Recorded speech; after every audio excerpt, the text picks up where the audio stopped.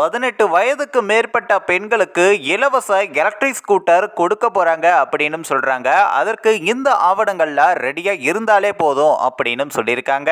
அது மட்டும் இல்லாம 200 யூனிட் வரை இலவச மின்சாரம், பெண்களுக்கு இலவச பேருந்துன்னு நிறைய திட்டங்களை கொடுத்த மாநில அரசு தற்பொழுது பள்ளி மாணவிகளுக்கு இலவச எலக்ட்ரிக் ஸ்கூட்டர் திட்டத்தையும் செயல்படுத்த இருக்காங்களாம்.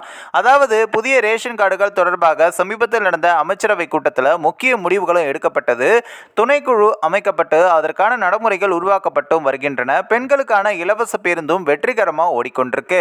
விவசாயிகளுடைய கடனும் தள்ளுபடியும் அமல்படுத்தப்பட்டிருக்கு. அது மட்டும் இல்லாமல் தெலுங்கானாவில் காங்கிரஸ் கட்சி தேர்தலில் பல வாக்குறுதிகளும் கொடுத்திருந்தாங்க. இதுல பள்ளி மாணவிகளுக்கு இலவச எலக்ட்ரிக் ஸ்கூட்டர் திட்டமும் இருக்கு. யுவ மகிழா அதிகாரம் அளிக்கும் திட்டத்தின் கீழ் படிக்கும் பெண்களுக்கு மின்சார ஸ்கூட்டர் வழங்குவதாக காங்கிரஸ் உறுதியளித்திருந்தாங்க. இந்த நிலையில தான் 18 வயதுக்கு மேற்பட்ட பள்ளிக்கு செல்லக்கூடிய ஒவ்வொரு சிறுமிக்கும் மின்சார ஸ்கூட்டர் வழங்கப்படும் அப்படின்னு காங்கிரஸ் உறுதியளித்திருக்காங்க. ஆனால் தற்பொழுது இந்த திட்டத்தை எப்போது நடைமுறைக்கு வரும் அப்படின்னு பலரும் பேசி வராங்க. ஏன்னா கல்லூரிகள் தொடங்கிட்டாங்க. அது மட்டும் இல்லாம பெண்களுடைய கல்வி நிலையங்களுக்கு சென்றும் படிக்கிறாங்க.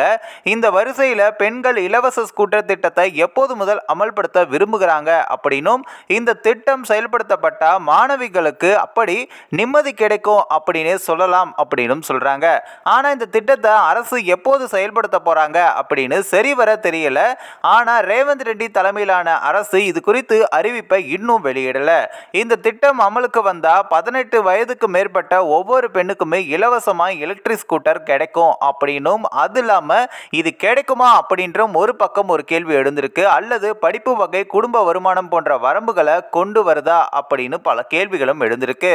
இருப்பினும் இந்த திட்டத்துக்கு கீழே பாத்தீங்கன்னா தகுதி பெற கல்வி சான்று, அதாவது கல்லூரி சேர்க்கை அட்டை, ஓட்டுநர் உரிமம் போன்ற ஆவணங்கள் தேவைப்படலாம் அப்படின்னு சொல்றாங்க.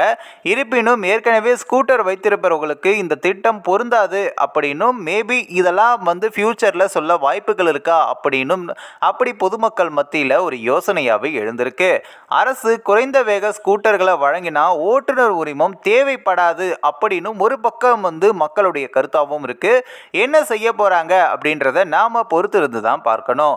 இந்த ஒரு வீடியோ குறித்து உங்களுடைய கருத்துக்களை நீங்க மறக்காம கமெண்ட்ஸ்ல சொல்லுங்க. நம்ம தகவல் மீடியா சேனலையும் சப்ஸ்கிரைப் பண்றங்க.